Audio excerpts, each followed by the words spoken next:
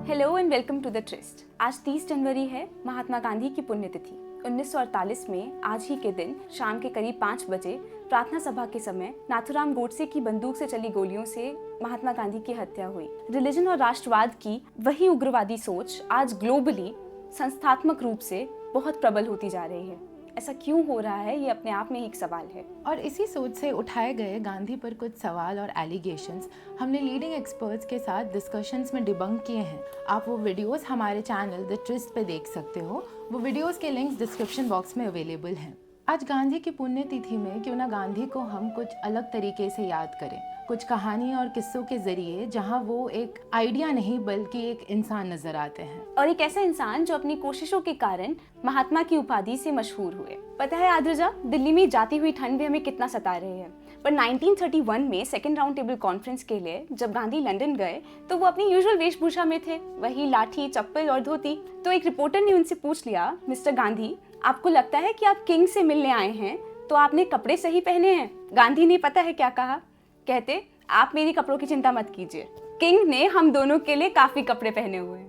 ये सिर्फ एक तंज नहीं था किंग के ऊपर और ना ही पॉलिटिकल परफॉर्मेंस। ये गांधी का ब्रिटिश राज के अंदर आम इंसान की हालत का एक आभास था, एक्नॉलेजमेंट था। उनका एक्चुअली यही इंसानी एलिमेंट और एक किस्से में उभर आती है। पता है क्या हुआ? एक बार एक माँ ने अपने बेटे को लेकर वो गांधी जी के पास पहुंची। वो गांधी जी को कंप्लेन करती हैं कि मेरा बेटा बहुत चीनी खाता है। तो गांधी जी सुन के बोले कि तुम लोग 2 हफ्ते बाद आओ। तो फिर 2 हफ्ते निकल गए। वो 2 हफ्ते बाद फिर से पहुंचे गांधी जी के पास। गांधी जी इस बार पता है क्या बोला? उन्होंने बस बोला कि तुम कल से चीनी मत खाना। तो माँ ये सुन के हैरान थी और वो बोलती है कि ये बात तो आप 2 हफ्ते पहले भी बता सकते थे। तो पता है गांधी जी ये क्या बोले? गांधी जी बोलते हैं कि मैं 2 हफ्ते पहले तक तो खुद बहुत चीनी खा रहा था। प्रैक्टिस बिफोर यू प्रीच आद्रजा। But on a serious note, practice से सोचती हूँ कि गांधीयन पॉलिटिक्स में प्रैक्टिस और प्रयास का बहुत इम्पोर्टेंस है। आज मेन स्ट्रीम पॉलिटिक्स में वही चीज़ मिसिंग है। बट गांधी के लिए डिसिप्लिन और प्रैक्टिस सिर्फ और सिर्फ पॉलिटिक्स का पार्ट नहीं था, वो उनकी लाइफस्टाइल का हिस्सा था। ऐसी कहानी मैंने भी सुनी है। साबरमती आश्रम में बच्चों को पढ़ाई के अलावा और भी बहुत काम करने पड़ते थे। उनमें से एक बच्चे का नाम था प्रभुदास। तो प्रभुदास ने शर्त लगाई कि मैं सैटरडे को हर हालत में अपना काम निपटा लूंगा। गांधी लंच कर रहे थे जब उन्होंने ये बात सुन ली। तो उन्होंने प्रभुदास को सैटरडे को बुलाया, पूछा काम हो गया? प्रभुदास ने कहा अभी नहीं। तब गांधी ने कहा ठीक है, तो आज तुम्हारी पढ़ाई नहीं सिर्फ काम पूरा करना है। पढ़ाई नहीं की, काम पे लग गए प्रभुदास। फिर लंच किया, डिनर किया, उसके बाद फिर काम पे लगने को कहा। प्रभुदास काम करते रहे, रात हो गई। गांधी खुद उस कमरे में जा बैठे जहां प्रभुदास चारपाई बुन रहे थे। अब प्रभुदास काम करते करते 11 से ऊपर हो गए तो वो रोने लगा और कहता अब मेरी उंगली और हाथ जवाब दे रहे हैं, मुझसे और नहीं होता गांधी जी। तो गांधी जी ने कहा पर तुमने शर्त लगाई थी, इंसान को वही करना चाहिए जो वो कहता है। हम जो कहते हैं वो करना जरूरी है। ये डिसिप्लिन और कमिटमेंट का सबक था। राशि, देखा जाए तो ये लेसन बस प्रभुदास के लिए नहीं है, पर अकाउंटेबल ठहराने वालों की हालत तो देखो।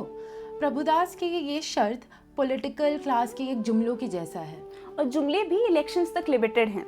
जहां स्टेट और पॉलिटिशियंस बहुत कुछ कर सकते हैं, वहां कुछ 10% रिच पॉपुलेशन के लिए रिस्पॉन्सिबल दिखते हैं। आखिर मार्जिनलाइज का क्या?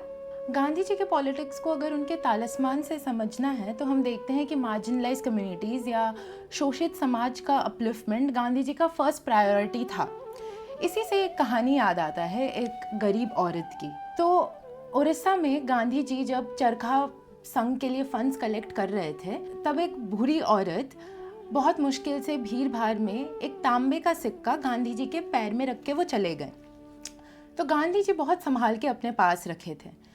तो इसी कॉन्टेक्स्ट में जमनालाल बजाज जो फंड्स एक्चुअली हैंडल कर रहे थे, तो उन्होंने बोला कि गांधी जी आप मेरे को ये सिक्का दे दो, मैं अपने रिकॉर्ड्स में रख दूंगा। तो गांधी जी ने मना कर दिया। तो ये देखकर जमनालाल जी हंसकर बोलते हैं कि मैं हज़ारों चेक का रिकॉर्ड रखता हूँ, आप मेरे को एक सिक्के का भरोसा नहीं कर सकते। तो इस पे पता है गांधी जी क्या बोलते हैं? गांधी जी बोलते हैं कि वो एक तांबे का सिक्का हज़ारों रुपयों से ज़्यादा कीमती है। अमीर लोगों का क्या है, 2000 1000 देना कोई बड़ी बात नहीं है, पर शायद वो गरीब बूढ़ी औरत के पास वही एक सिक्का था जो उन्होंने दे दिया। तो गांधी जी बोलते हैं कि उनके लिए वो एक सिक्का हज़ारों रुपयों से ज़्यादा कीमती है।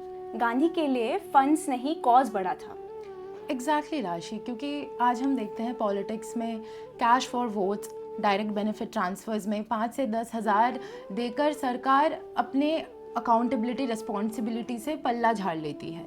और तो और धर्म और राजनीति का एक डेंजरस कॉम्बिनेशन समाज में हावी होकर रखा है। और तो और हमें पता है कि गांधी की धर्म और राजनीति की समझ भी आज भी कितनी कंटेस्टेड है, और खास तौर पर तब जब बात राम की हो। पता है आद्रजा, गांधी के जीवन में ये राम कहाँ से आए?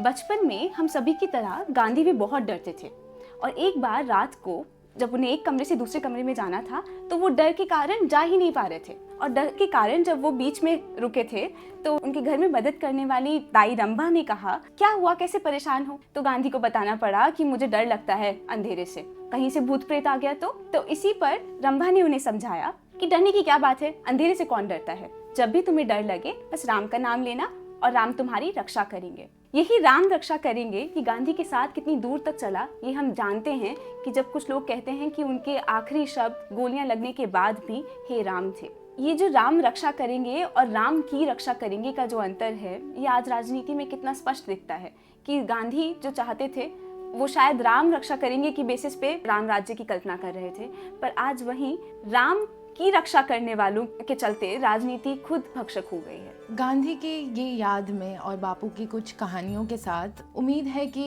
हम सब पॉलिटिकल एक्टिविस्ट, स्टूडेंट्स जो गांधी का नाम लेते हैं, हम उनसे कुछ सीख भी लें। Thank you and stay tuned to the Tryst.